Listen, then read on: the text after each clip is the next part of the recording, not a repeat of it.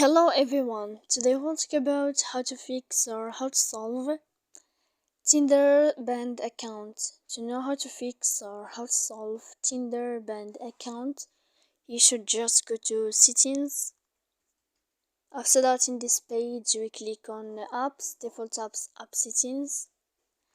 Then in this list you will search about the application of Tinder. When you'll find this page of app info, you will click on first stop and you will click OK. Here we go to click storage. After that we click clear cache, and in the end you can go to Play Store. You will search about Tinder, you will find here uninstall app, and you can wait a moment, then you can install again your application to fix your problem.